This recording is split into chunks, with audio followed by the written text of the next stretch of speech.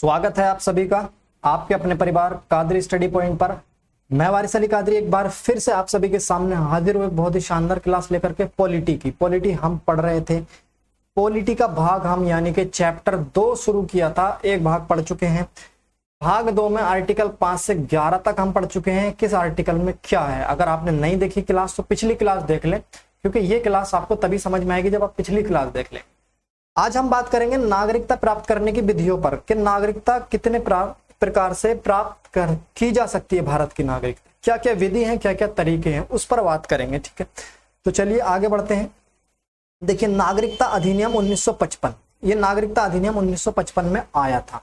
इसको हम संशोधन नहीं कहेंगे, ये एक अधिनियम लाया गया था। संशोधन क्या होता है कि जो कानून पहले से है उसमें कुछ फेरबदल कर दें तो उसे हम संशोधन कहते हैं। लेकिन ये नया कानून लाया गया था 1955 में। इसमें जो विधियां थी वो नागरिकता प्राप्त करने की 5 थी। एक एक करके पांचों विधि को समझेंगे इस क्लास में। ठीक है, मेरे साथ बने रहिएगा क्लास के लास्ट तक। क्लास अच्छा लगे तो वीडियो को लाइक शेयर जरूर करें, चैनल को सब्सक्राइब जरूर करें। ठीक है, अगर आप ध्यान से पढ़ते हैं सुनते हैं तो गारंटी है आपको क्लास में ही सब कुछ क्लियर हो जाएगा, यही याद हो जाएगा। ठीक है, देखिए 1955 में जो अधिनियम आया था उसमें नागरिकता प्राप्त करने की 5 विधियां थी। चलिए, जिसमें से पहली विधि मैं आपको बताता हूं क्या थी। देखिए, पहली विधि थी जन्म के आधार पर नागरिकता। जन्म के आधार पर नागरिकता, पूरा नहीं लिख रहा हूं, शॉर्ट में लिख रहा हूं। जन्म के आधार पर नागरिकता थी पहली विधि में। ठीक है, अब समझेंगे जन्म के आधार पर नागरिकता क्या है। देखिए, किसी भी बच्चे का जन्म भारत में हुआ तो जन्म के आधार पर जो नागरिकता का प्रावधान था 1955 अधिनियम में, तो वो बच्चा जो है जिसका जन्म भारत में हुआ है वो ऑटोमेटिकली भारत का नागरिक हो जाएगा। ये जो कानून था जन्म के आधार पर नागरिकता, ये बिल्कुल बेकार साबित हुआ। इसका मिसयूज बहुत ज्यादा हो सकता था। कैसे, समझिए ये कैसे नुकसानदेह है। ये गलती थी संविधान में, क्या थी समझिए। देखिए, आतंकवाद जो है, आतंकवाद इस जन्म के आधार पर नागरिकता के वजह से भारत में बहुत आराम से घुसपैठ कर सकता था, भारत की नागरिकता ले सकता था। कैसे, देखिए आतंकवादी जो होते हैं वो एक मिशन पर होते हैं। वो अपने मिशन के लिए, आप देखते हैं अपने सीने पे बारूद बम बांधा और खुद भी फट जाते हैं दूसरों को मारने के लिए। तो कितना घातक उनका मिशन होता है, कितनी शीघ्रता से वो अपने मिशन को लेते हैं। तो आतंकवादी लोग यहाँ क्या करते, 4-5 को शादी किए, 4-5 औरतों से शादी किए, विवाह किए और उन्हें प्रेग्नेंट किया और भारत में छोड़ दिया। समझ रहे हो, भारत में छोड़ दिया। एक को दिल्ली, एक को मुंबई, एक को यूपी, एक को बिहार, ऐसे 4-5 को छोड़ दिया लोड करके उनको। समझ रहे हो, तो उनकी जो डिलीवरी थी वो भारत में होती, तो भारत में पैदा होने की वजह से, भारत में जन्म होने की वजह से उनको क्या दे दी जाती, नागरिकता दे दी जाती। तो इसका मिसयूज हो सकता था, आतंकवादी इसका मिसयूज कर सकते थे। ठीक है, तो इसी चीज को ध्यान में रखते हुए आगे चल के इसमें एक संशोधन किया गया 1982 में। 1982 में इसमें संशोधन किया गया, 86 में। जन्म के आधार पर नागरिकता जो थी उसमें 1986 में एक संशोधन किया गया और कहा गया कि भाई आपके माता पिता क्या होने चाहिए, भारत के नागरिक होने चाहिए। जन्म के आधार पर अगर आपको नागरिकता लेनी है तो आपके माता या पिता दोनों में से कोई एक क्या होने चाहिए, भारत के नागरिक होने चाहिए, तभी आपको नागरिकता मिल सकती है। ऐसा नहीं कि कोई इंग्लैंड से घूमने आई लेडीज, औरत, और वो प्रेग्नेंट है, प्रेगनेंसी में आ गई घूमने, तो यहाँ भारत आके घूमते घूमते उसकी डिलीवरी हो गई, तो जन्म होने वाला बच्चा जो है भारत का नागरिक हो जाएगा। आज के टाइम में ऐसा बिल्कुल भी नहीं है, क्योंकि इससे आतंकवाद बढ़ सकता था। इसीलिए इसको रोकने के लिए 1986 में एक संशोधन किया गया और इसमें कह दिया गया कि आपके जन्म तो होना ही चाहिए, साथ में आपके माता पिता भी क्या होने चाहिए, भारत के नागरिक होने चाहिए। ठीक है, जैसे हम समझे, जैसे आज हम हैं, हमारा जन्म कहाँ हुआ, भारत में हुआ है, हमारे माता पिता क्या है, भारत के नागरिक हैं, तो इसलिए हमें क्या मिल गई है, नागरिकता मिल गई है। ठीक है, अब यहाँ पर एक सवाल और आपसे पूछा जा सकता है कि 1986 नागरिकता में पहला संविधान संशोधन कब हुआ, 1986 में हुआ। अभी थोड़ा सब्र रखेंगे, पहले चीजों को समझ लीजिए। नोट्स आपकी स्क्रीन पर शो किए जाएंगे, आप उनका स्क्रीनशॉट लेकर के अपने नोटबुक में नोट कर सकते हैं, ऐसे भी रख सकते हैं, कोई दिक्कत नहीं है। ठीक है, समझना जरूरी है, लिखना जरूरी नहीं है। लिखेंगे नहीं, समझेंगे। एक हो गया, एक विधि हो गई। विधि दूसरी विधि दूसरी क्या थी, वंश के आधार पर नागरिकता थी। वंश के आधार पर नागरिकता, वंश के आधार पर नागरिकता। वंश के आधार पर नागरिकता क्या थी समझिए। वंश के आधार पर नागरिकता ये थी कि हमारा समाज जो था पहले वो क्या था, पितृसत्तात्मक था, ठीक है, पितृसत्तात्मक था, पिता को वरीयता दी जाती थी। आज का टाइम भी क्या है, वही है, वही चीज आज भी हम फॉलो कर रहे हैं। आपसे अगर आपसे कोई पूछे कि आप किसकी औलाद हो, तो अपनी माता का नाम बताते हो कभी, अपनी माँ का नाम बताते हो कभी, नहीं बताते हो, अपने पिता का नाम बताते हो, हर जगह अपने पिता का नाम यूज करते हो, समझ रहे हो। तो हमारी जो पहचान थी वंश की वो किससे थी, पिता से थी। तो इसमें कहा गया कि आपका जन्म तो भारत में हुआ हो, लेकिन आपके जो पिता है ना, पिता वो भारतीय हो, पिता भारतीय हो। अच्छा एक बात बताइए, आपका वंश क्या केवल पिता से है? आपका वंश केवल पिता से है या माता पिता दोनों से है? आप केवल पिता की संतान है, पिता की औलाद है, या माता पिता दोनों की औलाद है? बताइए जल्दी से। तो डेफिनेटली आप कहेंगे हम माता और पिता दोनों की औलाद है, दोनों के बच्चे हैं, दोनों ने मिलकर हमें जन्म दिया है, समझ रहे हो। लेकिन ये जो पिता के आधार पर बना दिया गया था, वंश के आधार पर नागरिकता, ये सही था या गलत था? आप बताइए। ये गलत था। महिलाओं ने इस पे ऑब्जेक्शन किया, महिलाओं ने इस पे ऑब्जेक्शन किया। जब इस पर ऑब्जेक्शन किया गया महिलाओं द्वारा, समझ रहे हो, तो इसमें एक चेंजेस किया गया 1992 में। 1992 में चेंज किया गया और कहा गया कि माता और पिता दोनों में से कोई एक भारतीय हो। अच्छा, ये वंश के आधार पर जो नागरिकता दी गई, इसकी जरूरत क्या थी ये समझिए। जब जन्म के आधार पर नागरिकता हमें मिल रही है भारत में, तो वंश के आधार पर जरूरत क्या थी आप समझिए।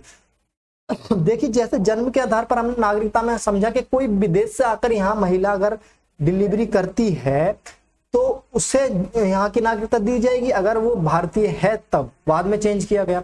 ऐसे ही भारत की कोई महिला अगर विदेश घूमने गई है और उसके बच्चे का जन्म विदेश में हो गया है, तो क्या उसे नागरिकता नहीं देनी चाहिए? देनी चाहिए कि नहीं देनी चाहिए, जल्दी से बताइए मुझे। भाई, अगर कोई हमारे भारत में घूमने के लिए आ सकता है और उसकी डिलीवरी यहाँ हो सकती है, तो कोई भारत की महिला भी तो विदेश जा सकती है, उसकी प्रेगनेंसी, उसकी डिलीवरी भी वहां हो सकती है। तो क्या उस बच्चे को जो विदेश में पैदा हुआ है नागरिकता दी जानी चाहिए कि नहीं दी जानी चाहिए? बताइए। बिल्कुल दी जानी चाहिए। तो इसमें यही कहा गया, अगर किसी बच्चे का जन्म भारत से बाहर होता है और अगर उसके पिता भारतीय हैं तो उसे नागरिकता दे दी जाएगी। अब इसमें क्या दिक्कत थी? पिता की थी। अब माता अगर भारतीय है तो नहीं दी जाएगी, तो ये गलत था। तो इसे 1992 में चेंजेस किया गया और माता पिता दोनों को जोड़ दिया गया। अब क्या होगा, अगर कोई बच्चा भारत से बाहर पैदा होता है किसी भी देश में और उसके माता या पिता दोनों में से कोई एक भारतीय है, तो उसे नागरिकता दे दी जाएगी, बिल्कुल दे दी जाएगी, समझ रहे हो। जैसे सानिया मिर्जा का एग्जाम्पल लेंगे यहाँ। जैसे सानिया मिर्जा है, सानिया मिर्जा ने किससे शादी किया? शोएब मलिक कहाँ का है? पाकिस्तान का है। तो माँ भारतीय हो गई और बाप कहाँ का है? पाकिस्तान का। तो उसका जो बच्चा होगा, सपोज दैट, चाहे वो भारत में पैदा हो या कहाँ पैदा हो, पाकिस्तान में पैदा हो, क्योंकि वो पाकिस्तान भी जाती है, भारत भी रहती है, तो दोनों ही बातें हैं। अगर वो पाकिस्तान में पैदा हो गया तो उसे भारत की नागरिकता दी जाएगी, क्योंकि सानिया मिर्जा क्या है? भारत की नागरिक है, क्योंकि माँ उसकी क्या है? भारतीय है। ठीक है, पाकिस्तान की बात नहीं करेंगे हम, अपने भारत की बात करेंगे। अच्छा, जन्म के आधार पर नागरिकता उसे कैसे दी जाएगी? समझो, उसका जन्म भारत में हुआ, ठीक है, लेकिन उसकी माता क्या है? भारतीय है। कहा गया माता पिता दोनों क्या हो? एक, दोनों में से एक भारतीय हो, तो उसे भारत की नागरिकता माता की वजह से मिल जाएगी, पिता की वजह से नहीं मिलेगी। वो तो पाकिस्तानी है, उसकी वजह से कुछ नहीं होने वाला है। ठीक है, आप समझ गए। दो चीजें मैंने आपको बताई, एक जन्म के आधार पर नागरिकता, एक वंश के आधार पर नागरिकता। दोनों मुझे लगता है क्लियर हो गई होंगी। चलिए तीसरी नागरिकता की तरफ चलते हैं। तीसरी नागरिकता क्या है हमारी? पंजीकरण के आधार पर नागरिकता। क्या है? पंजीकरण। समझना, अभी मैं समझा रहा हूं, टाइपिंग नोट्स आपको अभी स्क्रीन पर शो करके बताऊंगा और पढ़ के बताऊंगा सब कुछ, मेरे साथ बने रहिए। ठीक है, पंजीकरण के आधार पर नागरिकता क्या होती है ये समझिए।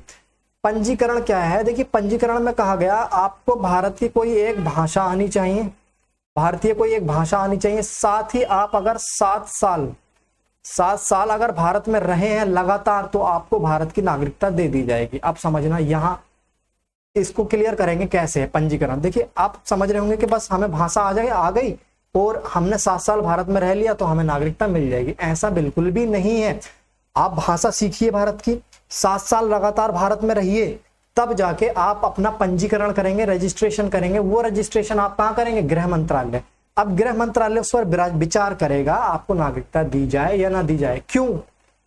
देखिए भाषा आना, 7 साल रहना, एक ये एलिजिबिलिटी है, समझ रहे हो, एक योग्यता है। ऐसे मान लीजिए कि आप यूपीएससी की तैयारी कर रहे हो या किसी भी एग्जाम की तैयारी कर रहे हो, तो उसके लिए एक क्या होता है, जैसे कि कहीं इंटर मांगा जाता है 10+2, कहीं ग्रेजुएशन मांगा जाता है, तो वो क्या है, मान लीजिए यूपीएससी में ग्रेजुएशन मांगा गया, आपने ग्रेजुएशन कर लिया, तो इसका मतलब ये तो है नहीं कि आपको डीएम बना दिया जाएगा, वो क्या है, एक योग्यता है। ऐसे ही यहाँ पर एक योग्यता है, भाषा आनी चाहिए एक, और 7 साल तक क्या होना चाहिए, भारत में रहना चाहिए, तब जाके गृह मंत्रालय को आप पंजीकरण करेंगे, रजिस्ट्रेशन करेंगे, उसके बाद गृह मंत्रालय विचार करेगा आपको नागरिकता दी जाए या न दी जाए।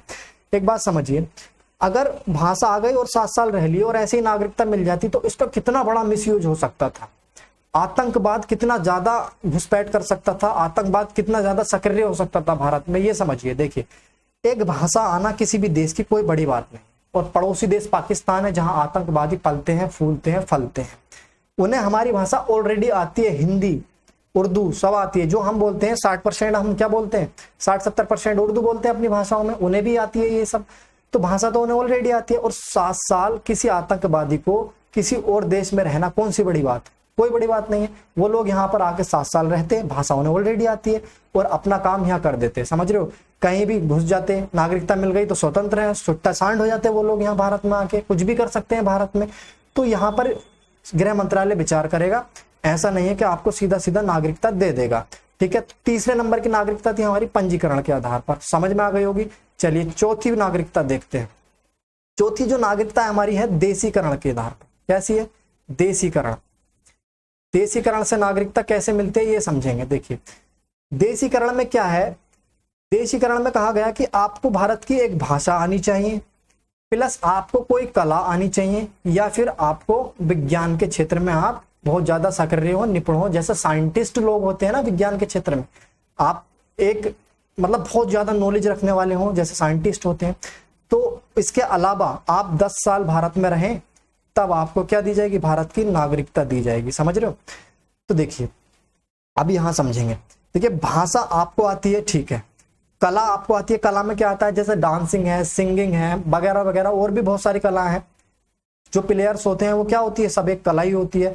विज्ञान में जैसे साइंटिस्ट वगैरह आते हैं, रहिए 10 साल भाई भारत में, कोई दिक्कत नहीं, आप आ जाइए, आपको भारत की नागरिकता दे दी जाएगी। एग्जाम्पल के तौर पर एक सिंगर है अदनान सामी, अदनान सामी, वो पाकिस्तान के थे, भारत आए, उन्हें भाषा तो भारत की आती थी, ठीक है, आती थी, भाषा हो गई, साथ ही साथ उन्हें कला आती, कला क्या आती थी, एक सिंगिंग, गायक थे, गाना गाना जानते थे, ठीक है, और साथ ही साथ 10 साल में रहे, अच्छे लोग हैं, अच्छे लोगों को सबको दुनिया भर से बटोल के भारत में ले आइए, हमें कोई दिक्कत नहीं है, हमारा फायदा ही है, भारत का फायदा है। दुनिया के जितने साइंटिस्ट हैं, विज्ञान है, उन्हें सबको उठा के भारत में ले आइए, क्या है, भारत का फायदा है। तो यहाँ पर जो ये देशीकरण वाली जो नागरिकता है बहुत ही अच्छी नागरिकता है, इसमें साइंटिस्ट, कलाकार सब आ सकते हैं भारत, और उन्हें हमें नागरिकता दे दी जाएगी। लेकिन ऐसा नहीं है आंखें बंद करके दे दी जाएगी, उन पर भी विचार किया जाएगा, ठीक है। कला, अब इसका आतंकवादी यूज क्यों नहीं कर सकते, समझिए। देखिए भाषा वो सीख सकते हैं, लेकिन कला क्या सीखेंगे, बम फोड़ने की, क्या बताएंगे गृह मंत्रालय को कि भाई हम आतंकवादी हैं, हम बम फोड़ सकते हैं, हमें नागरिकता दे दी जाएगी, दे दी जाएगी क्या, समझ रहे हो ना, बहुत मारा जाएगा उसको। चलिए अब 4 नागरिकताएं हमारी हो गई, 5वीं नागरिकता समझेंगे क्या है, अर्जित भूमि के आधार पर। अर्जित भूमि, अर्जित भूमि के आधार पर हम नागरिकता देंगे, वो कैसे देंगे समझेंगे। 5वीं नागरिकता है हमारे पास अर्जित भूमि, 5वीं विधि। अर्जित भूमि का मतलब ये है कि हमने किसी भी देश पर कब्जा किया, ठीक है, कोई भी देश ले लिया, XYZ, पाकिस्तान है, पाकिस्तान को हमने कब्जा लिया, तो अब जो वहां के बुरे लोग हैं वो तो मारे जाएंगे युद्ध में, ठीक है ना। जो अच्छे लोग बचे हैं उन्हें हम नागरिकता देंगे कि नहीं देंगे, बिल्कुल देंगे, उन्हें नागरिकता दी जाएगी अर्जित भूमि के आधार पर, ठीक है ना, कि हमने इस देश पर कब्जा किया है, हम इन लोगों को नागरिकता देंगे, किसमें, अर्जित भूमि जो है उसके आधार पर। अब इसका प्रोसेस आगे जो भी चलेगा वो चलता रहेगा, ठीक है।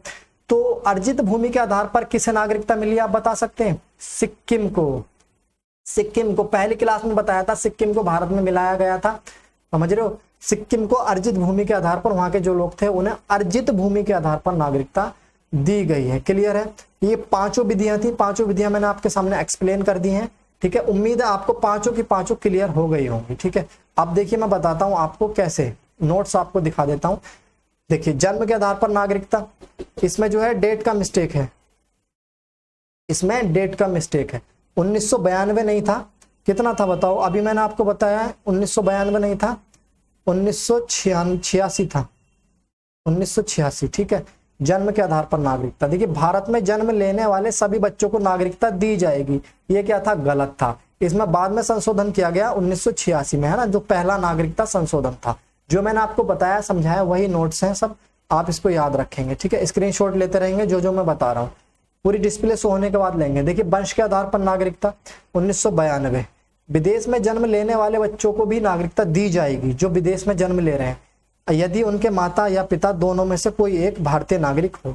ये जो माता या पिता इसमें डायरेक्ट आया है ना, ये बाद में जोड़ा गया है, पहले सिर्फ क्या था? पिता था, ठीक है। ये मैं आपको पहले ही बता चुका हूँ। नंबर 3, पंजीकरण के आधार पर नागरिकता। इस विधि के द्वारा नागरिकता प्राप्त करने के लिए व्यक्ति को 7 साल लगातार भारत में रहना होगा। इस विधि द्वारा राष्ट्रमंडल देशों को नागरिकता दी जाती है, समझ रहे हो? चलिए आगे बढ़े, पंजीकरण हो गया। नंबर 4, देशीकरण आता है। वैसे व्यक्ति जो भारत के एक भाषा को जानता हो, भारत में प्रति सकारात्मक सोच रखता हो। देखिए नकारात्मक सोच रखने वाले को तो वैसे भी नागरिकता नहीं दी जाएगी, हमारे देश में क्या किसी में भी नहीं दी जाएगी। नागरिकता जब भी दी जा सकती है जब वो सकारात्मक सोच रखता हो। आगे कहा गया वैज्ञानिक या कला में निपुण हो, वैज्ञानिक हो या फिर किसी कला में निपुण हो, तो लगातार 10 साल भारत में रहे, जैसे कि अदनान सामी है, मैंने अभी एग्जाम्पल देके आपको समझाया था। 5वीं जो हमारी नागरिकता थी वो अर्जित भूमि के आधार पर थी। किसी विदेशी राज्य को भारत में मिला लेने पर, मैंने अभी बताया था, भारत को मिला लेंगे किसी देश को या राज्य को, तो वहां के लोगों को नागरिकता दी जाएगी। जैसे दी गई थी किसको? सिक्किम को। भारत में विलय होने के बाद वहां के निवासियों को बांग्लादेश के परगना जिले के नागरिकता है, ठीक है। चलिए आगे बढ़े, इससे आगे देखते हैं क्या है हमारे पास। एनआरआई समझते हैं क्या होता है। NRI, non residential India. NRI वह नागरिक जो वर्तमान में भारत में नहीं रह रहे हैं लेकिन वह भारत का नागरिक है, वह विदेश में 6 माह से ज्यादा पढ़ाई या सरकारी नौकरी, पढ़ाई या नौकरी करने के लिए चला गया है, वो एनआरआई कहलाता है। अब मेरी बात सुनिए, आप कहीं विदेश चले गए 10 दिन के लिए, तो क्या आप एनआरआई हो गए? घूमने चले गए, एनआरआई हो गए? या नौकरी करने चले गए 2 महीने के लिए, तो क्या एनआरआई हो गए? नहीं हो पाएंगे आप, ऐसे एनआरआई नहीं होता है। एनआरआई कम से कम 6 माह से ज्यादा हो, 6 माह से ज्यादा विदेश में रहा हो, नौकरी की हो, क्या की हो? नौकरी की हो, या फिर वो पढ़ने के लिए गया हो। नौकरी करने गया है तब भी एनआरआई है, पढ़ने गया है तब भी एनआरआई है, समझ रहे हो? ऐसा व्यक्ति जो भारत का नागरिक है लेकिन विदेश में क्या करता है? नौकरी या पढ़ाई करता है 6 महीने से ज्यादा, तो वो क्या है? एनआरआई है। एनआरआई से भारत को बहुत ज्यादा फायदे हैं, समझ रहे हो? एनआरआई क्या होता है समझिए। जैसे कि मैं हूं, मान लीजिए मैं भारत से बाहर चला गया कहीं भी, कोई भी नौकरी करने के लिए, उसके बाद में मैं रहूंगा तो वहां विदेश में, वहां खाऊंगा पीऊंगा, सब कुछ वहां का करूंगा, ठीक है, कमाऊंगा वहां का, लेकिन भेजूंगा कहाँ? इंडिया। कहाँ भेजूंगा? इंडिया। मान लीजिए अरे वहां से टोटल पैसा उठा के यहीं तो भेज रहा हूं मैं, भारत का तो उसमें फायदा कि वहां का पैसा यहाँ आ रहा है। किसी भी देश में मैं जहां पर भी हूं वहां का पैसा कहाँ भेज रहा हूँ? भारत भेज रहा हूँ, तो भारत को उससे फायदा है। खा रहा हूँ कहाँ का? जहां मैं हूँ। पी रहा हूँ कहाँ का? जहां मैं हूँ। सो रहा हूँ कहाँ का? जहां मैं हूँ। सारी चीजें, सारी फैसिलिटी वहां की यूज कर रहा हूँ जहां पर मैं रहता हूँ, नौकरी करता हूँ, लेकिन पैसा कहाँ भेज रहा हूँ? भारत में भेज रहा हूँ। डायरेक्टली पैसा कहाँ आ रहा है? भारत में आ रहा है। तो एनआरआई से भारत को बहुत ज्यादा फायदा होता है, समझ रहे हो? इस चीज को मैं इसलिए बता रहा हूँ कि आगे इस चीज का लॉजिक लगाकर मुझे आपको बहुत कुछ समझाना है। तो उम्मीद है आपको समझ में आ गया एनआरआई क्या होता है। जो 6 महीने से ज्यादा भारत से किसी विदेश में रहा हो नौकरी या पढ़ाई के लिए, उसे क्या कहेंगे? एनआरआई कहते हैं।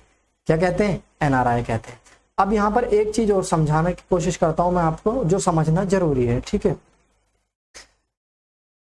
एनआरआई, अब जब एनआरआई से हमें इतने ज्यादा फायदे हैं, समझ लीजिए, देखिए हमारे इंडिया में डॉक्टर्स, इंजीनियर, सॉफ्टवेयर इंजीनियर्स, बड़े बड़े जो डिग्री होल्डर्स थे, बड़े बड़े इंजीनियर्स थे, उन्होंने क्या किया? यहाँ से तो पढ़ाई की और वो जाकर बस गए कहाँ? नौकरी करने लगे, जॉब करने लगे अमेरिका में। अब अमेरिका से मोटा पैसा कमाकर लाख, 2 लाख, 5 लाख कहाँ भेज रहे हैं? वो भारत भेज रहे हैं। तो अमेरिका ने दिमाग लगाया कि भाई हमारे देश का पैसा कहाँ जा रहा है? भारत जा रहा है। खा रहे हैं पी रहे हैं यहाँ, पैसा भेज रहे हैं कहाँ? भारत, इंडिया भेज रहे हैं। तो अमेरिका ने, ब्रिटेन ने, इन्होंने दिमाग लगा दिया और ये जो एनआरआई थे, बड़े बड़े इंजीनियर थे, इन्हें वहां की नागरिकता देनी शुरू कर दी। अब जब वहां की नागरिकता देनी शुरू कर दी, इन एनआरआईओ ने विदेश में बसना शुरू कर दिया, वहां की नागरिकता लेनी शुरू कर दी, तो इसमें भारत का नुकसान होना शुरू हो गया। कैसे? देखिए पढ़ाए लिखाए हम, MBBS बनाए हम, IITN बनाए हम, एम्स में बड़े बड़े कॉलेजेस चलाएं हम और पढ़ाएं लिखाएं, सब कुछ तैयार करें हम, जाके भारत वो अमेरिका की नागरिकता ले ले, तो किसका नुकसान है इसमें? हमारा नुकसान है कि नहीं है? तो इस सब नुकसान को देखते हुए भारत के इंडियन गवर्नमेंट जो है उसने एक नई नागरिकता को निकाला, एक नई नागरिकता लॉन्च की, ओवरसीज नागरिकता। ओवरसीज नागरिकता, इसको समझेंगे क्या है ये ओवरसीज नागरिकता। ओवरसीज नागरिकता, ओवरसीज नागरिकता वो थी जो बड़े बड़े लोगों को दी जाती थी, बड़े बड़े लोगों को दी जाती थी जो भारत छोड़कर विदेश में बस गए, वहां की नागरिकता ले ली है। उनसे कहा कि हम तुम्हारी नागरिकता समाप्त नहीं करेंगे। एक बात बताइए, हमने पढ़ा था अगर विदेशी नागरिकता ले लेंगे तो भारतीय नागरिकता क्या हो जाएगी? समाप्त हो जाएगी।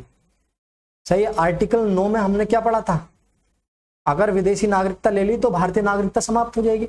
अब ये जो इंजीनियर्स थे, डॉक्टर्स थे, इन्होंने जाकर बाहर विदेश की नागरिकता ली तो इनकी नागरिकता क्या हो गई? आर्टिकल 9 आ गया तो ना समाप्त हो गई। लेकिन गवर्नमेंट ने देखा कि इससे तो हमें नुकसान ही हो जाएगा, इन्हें हम बिल्कुल ही बाहर कर देंगे, तो पढ़ाया लिखाया हमने, तराशा हमने, काम जाके वहां करेगा, वहां सब कुछ वहां करेगा, ठीक है, हमारे यहाँ पैसा भी नहीं आने का। तो अब ओवरसीज नागरिकता के भारत सरकार ने इस चीज का तोड़ निकाला कि NRI को भारत से कैसे जोड़ के रखा जाए। ओवरसीज नागरिकता क्या होती है ये समझेंगे आप, ठीक है। इनकी नागरिकता तो समाप्त कर दी गई जो भारतीय नागरिकता है, लेकिन इन्हें ओवरसीज नागरिकता दे दी गई। गवर्नमेंट ने कहा हम तुम्हारी नागरिकता तो समाप्त होगी लेकिन तुम्हें ओवरसीज नागरिकता दी जाएगी। देखिए, ओवरसीज नागरिकता में जो NRI है उसे टोटल सुविधाएं दी जाएंगी जो हमें मिलती, जो सुविधाएं हमें हैं वो टोटल सुविधाएं क्या हैं? ओवरसीज नागरिकता वाले को भी दी जाएंगी। अच्छा, जब टोटल सुविधाएं दी जाएंगी तो इसमें ओवरसीज नागरिकता क्यों कहा गया? नागरिकता ही रहने देते। देखिए, इसमें 2 अधिकार आपसे छीन लिए जाएंगे।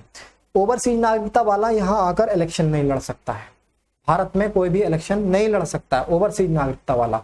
दूसरा, यहाँ आकर वोट नहीं डाल सकता है ओवरसीज नागरिकता वाला। ये 2 अधिकार उसको नहीं है कि वोट नहीं डाल सकता और इलेक्शन नहीं लड़ सकता। बाकी सारी की सारी नागरिकताएं, सारी की सारी जो उसको फैसिलिटी दी जाती हैं वो सारी की सारी दी जाएंगी उसे, जैसे कि हमें दी जाती हैं। एक नागरिक की तरह भारतीय नागरिक की तरह उसे ट्रीट किया जाएगा। वो यहाँ पर अपना अकाउंट खोल सकता है जैसे हम खोल सकते हैं, यहाँ पर जमीन खरीद सकता है जैसे हम खरीद सकते हैं, और भी सारे काम कर सकता है, बस 2 कामों को छोड़कर। एक वोट नहीं डाल सकता, एक इलेक्शन नहीं लड़ सकता। ये होती है हमारी ओवरसीज नागरिकता। इसको देख लेंगे ओवरसीज नागरिकता को एक बार। देखिए, नोट्स में देख लेंगे क्या कहा गया है। हाँ, इसमें 2005 में लाया गया था इसे, ये मैं बताना आपको भूल गया। कब लाया गया था? 2005 में। संविधान संशोधन किया गया इसमें 2005 में लाया गया, ठीक है। लक्ष्मीकांत सिंघवी समिति द्वारा जोड़ा गया था ये बड़े बड़े उद्योगपतियों को दिया जाता है जो विदेश नागरिकता ग्रहण कर लिए हैं। इस नागरिकता को प्राप्त करने वाला व्यक्ति वीजा के भारत आ सकता है बिना वीजा के। जिसके पास ओवरसीज नागरिकता होगी वो 2 काम नहीं कर सकता, वोट नहीं डाल सकता, इलेक्शन नहीं लड़ सकता। भारत आने के लिए उसे क्या है? वीजा की जरूरत नहीं है, वो डायरेक्ट आ सकता है, ठीक है, डायरेक्ट आ सकता है। जैसे हम लोग भारत डायरेक्ट आ सकते हैं, हमें भारत आने के लिए भारत की वीजा की जरूरत नहीं है। ओवरसीज नागरिकता वाले को भी वीजा की जरूरत नहीं है। समझ रहे हो? NRI समझ में आ गया, ओवरसीज नागरिकता समझ में आ गया। देखिए, देश विरोधी काम करने या पागल हो जाने, दूसरे राष्ट्र के प्रभाव में आ जाने गृह मंत्रालय नागरिकता समाप्त कर जा सकती है। ये तो मैं आपको पहले ही बता चुका हूं। देखिए, अगर आप कोई देश विरोधी कार्य करेंगे तो आपकी नागरिकता समाप्त कर दी जाएगी, ये मैं आपको पहली क्लास में बता चुका हूं। दूसरा क्या है? दूसरे राष्ट्र के प्रभाव में आएंगे तो आप क्या करेंगे? गद्दारी करेंगे और क्या करेंगे? समझ रहे हो? ये सब चीज नोट्स में लिख लेंगे, स्क्रीनशॉट ले लेंगे। आगे बढ़ते हैं हम लोग। आगे क्या पढ़ना है? तो वीजा के बारे में पढ़ते हैं। अभी हमने वीजा पे चर्चा करी तो वीजा के बारे में पढ़ते हैं। देखिए, मान लीजिए मैं 2 चीजें बना लेता हूं, यहां समझ लीजिए पहले। एक है पासपोर्ट, और एक है वीजा। पासपोर्ट, एक वीजा। ये पोर्ट क्या होता है? अरे, जहां जहाज खड़े होते हैं, हवाई जहाज खड़े होते हैं, वो पोर्ट होता है। उस पोर्ट को पास करने के लिए जो होता है उसे ही क्या कहते हैं? पासपोर्ट होते हैं। देखिए, किसी भी देश को छोड़ने के लिए, देश को, या मैं यहां लिख दूं जाने के लिए, अपने देश से जाने के लिए, अपने देश से जाने के लिए जो परमिशन की जरूरत होती है उसे पासपोर्ट कहते हैं। देखिए अगर अब मेरी बात सुनिए, आप अपना देश छोड़कर विदेश जाना चाहते हैं नौकरी के लिए, पढ़ाई के लिए, तो आप क्या करेंगे? गृह मंत्रालय फोन करेंगे, भैया हमको नौकरी के लिए जाना है, हम जाना चाहते हैं। ऐसा थोड़ी ना होता है। उसके लिए गवर्नमेंट ने एक डॉक्यूमेंट्स अलाउ कर दिया है कि जिसको हम बोलते हैं पासपोर्ट। आप अपना पासपोर्ट बना लीजिए। देख पासपोर्ट बनाना इतना मुश्किल नहीं होता है, उसमें सिर्फ पुलिस वेरिफिकेशन होता है कि कोई आप जघन्य अपराध तो नहीं किए हैं, समझ रहे हो। अगर आप कोई जघन्य अपराध किए हैं तो आपका पासपोर्ट नहीं बनेगा, खारिज हो जाएगा, आप देश छोड़कर नहीं जा सकते। दूसरी बात, जिन्होंने पासपोर्ट बनवा लिया है क्या उनका कुछ बिगाड़ा जा सकता है? वो देश आसानी से छोड़ सकते हैं, वो देश छोड़ के जा सकते हैं, उनका तो पासपोर्ट बन गया है? ऐसा बिल्कुल भी नहीं है।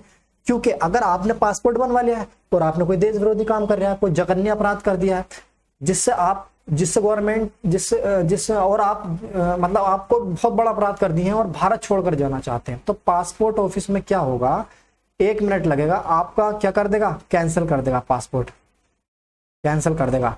ठीक है, समझ रहे हो, कैंसिल कर देगा। अब जैसे ही आपका पासपोर्ट कैंसिल हुआ, आप वहां पहुंचे एयरपोर्ट पर, एयरपोर्ट पर अपना पासपोर्ट दिखा, टिकट दिया चेक करवाने के लिए, तो वो लैपटॉप पर चेक करते रहते हैं, आपने देखा होगा। वो देखेगा डाल के आपका नाम पता सब कुछ, पासपोर्ट नंबर डालकर देखेगा, तो आपका वहां क्या आ जाएगा, रेड आ जाएगा बन के ऐसे क्लोज। और उनको ट्रेनिंग दिया गया होता है बहुत शानदार वाला। आपसे पूछेगा, अच्छा सर आप बताइए आपका नाम क्या है, ये क्या है, और इधर साइड में क्या करेगा, आप अलार्म बजा देगा, सिक्योरिटी को बुला लेगा, सिक्योरिटी आपको उठा के ले जाएगी। बोले अच्छा देश छोड़कर भागना चाह रहा था इतना बड़ा जुर्म करके, समझ रहे हो। तो ऐसा हो जाता है उसमें। तो आप ये ना समझें कि जिनका पासपोर्ट बन गया वो कुछ भी कर सकते हैं और देश छोड़कर भाग सकते हैं, नहीं जा सकते, उनका पासपोर्ट कैंसिल किया जा सकता है। ये तो हो गया देश छोड़ के जाने के लिए पासपोर्ट। अब वीजा क्या होता है, वीजा समझ लो जरा। वीजा होता है हम जिस देश में जा रहे हैं उस देश की परमिशन भी तो लेनी पड़ेगी, क्या भाई हम तुम्हारे यहाँ आ रहे हैं, तो उसी चीज को क्या कहते हैं, वीजा कहते हैं।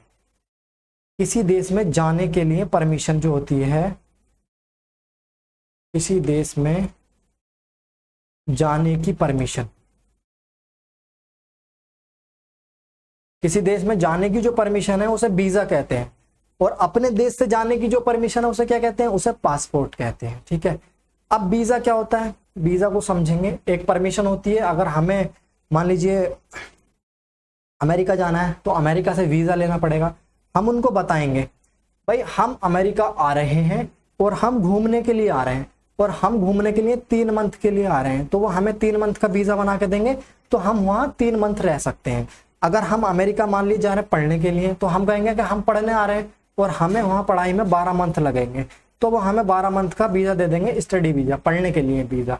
ठीक है, तो टूरिस्ट वीजा जो होता है वो हमें बहुत आसानी से मिल जाता है, टूरिस्ट वीजा। ठीक है, क्योंकि टूरिस्ट का क्या होता है, जब टूरिस्ट किसी देश में जाता है, सपोज दैट कोई टूरिस्ट है इंडिया में आया, भारत आया, भारत आने के बाद वो क्या करेगा, अगर कुछ भी खाएगा पिएगा सांस लेगा तो वो यहीं की लेगा और यहीं पे देखिए वहां से तो लाएगा पैसा, वहां से लाएगा पैसा, घूमने के लिए आएगा, खाएगा पिएगा यहाँ, खर्चा करेगा यहाँ, ऑटो रिक्शा में चलेगा यहाँ, होटल में रहेगा यहाँ, XYZ टोटल काम करेगा यहाँ, सांस भी लेगा तो यहाँ, सारा खर्चा वो यहीं करेगा। यहाँ से लेके क्या जाएगा, कुछ भी नहीं, सब कुछ तो यहीं दे के जाएगा, देकर तो जाएगा, लेकर कुछ लेकर जाएगा तो सिर्फ फोटो। ताजमहल के पास जाएगा, उसकी चुटिया पकड़ेगा, फोटो खिंचवाएगा, समझ रहे हो, लेकर सिर्फ फोटो जाएगा, बाकी जो पैसा है ना, धन है, वो यहीं खर्च करके जाएगा। तो इससे क्या होगा, भारत का फायदा होगा। तो टूरिस्ट वीजा इसीलिए हर देश में बहुत आसानी से मिल जाता है, क्योंकि टूरिस्ट आने से देश को बहुत बड़ा फायदा होता है, कमाई होती है, समझ रहे हो, छोटे छोटे जगहों से। तो वीजा क्या होता है आपको समझ में आ गया। ठीक है, देखिए दो, जैसे मान लीजिए कुछ देशों से हमारी अंडरस्टैंडिंग, कुछ देशों से बहुत अच्छी अंडरस्टैंडिंग होती है, जहां ना तो भैया पासपोर्ट की जरूरत ना वीजा की जरूरत, आप ऐसे डायरेक्ट आइए छुट्टा सांड की तरह और घुस जाइए, घूमिए फिरिए आराम से मजे करिए और वापस आ जाइए। कैसे, देखिए जैसे भारत और नेपाल के संबंध है, भारत और नेपाल, आप भारत से नेपाल आराम से जा सकते हैं, आपको कोई दिक्कत नहीं, ना कोई वीजा चाहिए ना कोई पासपोर्ट चाहिए, समझ रहे हो। तो ये होती है संबंध के ऊपर बात। जैसे अफगानिस्तान और पाकिस्तान, उनकी सोच एक जैसी है, तो वो वहां पर भी ऐसा ही है, वहां वीजा और पासपोर्ट की जरूरत नहीं होती है। ठीक है, तो एक ये होता है हमारा वीजा फ्री देश, वीजा फ्री देश, जहां वीजा फ्री देश है वहां हम ऐसे ही जा सकते हैं, ना हमें वीजे की जरूरत ना पासपोर्ट की जरूरत। दूसरा होता है हमारा visa on arrival, visa on arrival, arrival समझ रहे हो। वीजा और अराइवल देखेंगे क्या होता है। कुछ देश होते हैं जो हमसे ये कहते हैं कि आप आइए, सीधा डायरेक्ट आइए, आपको वीजा लेने की जरूरत नहीं है।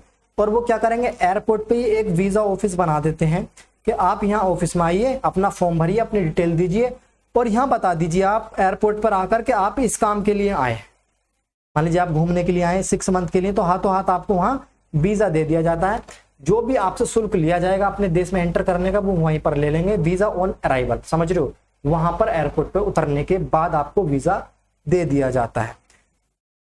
तो आपको मोस्टली 3 प्रकार के देश मिलेंगे, वीजा फ्री और वीजा ऑन अराइवल। और तीसरा क्या है, वीजा वाले देश जहां हम वीजा लेके जाते हैं, जैसे हमने बता ही दिया, ठीक है। तो नेपाल क्या है, वीजा फ्री देश है। और जैसे सिंगापुर वगैरह है, ये सब क्या है, वीजा ऑन अराइवल है। आप वहां पर जाएं घूमने के लिए, आपको एयरपोर्ट पे ही वीजा मिल जाएगा, आपको कोई दिक्कत नहीं है। तो वीजा समझ में आ गया, पासपोर्ट समझ में आ गया, ठीक है। पासपोर्ट का जो नोट्स है वो देख लेंगे। पासपोर्ट अपने देश को छोड़कर दूसरे देश जाने के लिए खुद के देश से अनुमति लेनी पड़ती है, उसे क्या कहते हैं, पासपोर्ट कहते हैं, ठीक है। आगे बढ़ते हैं, ठीक है। आज के लिए इतना ही रखेंगे, आज की क्लास यहीं समाप्त करते हैं। उम्मीद है आपको जितनी भी चीजें बताई हैं सारी चीजें अच्छे से क्लियर हो गई होंगी।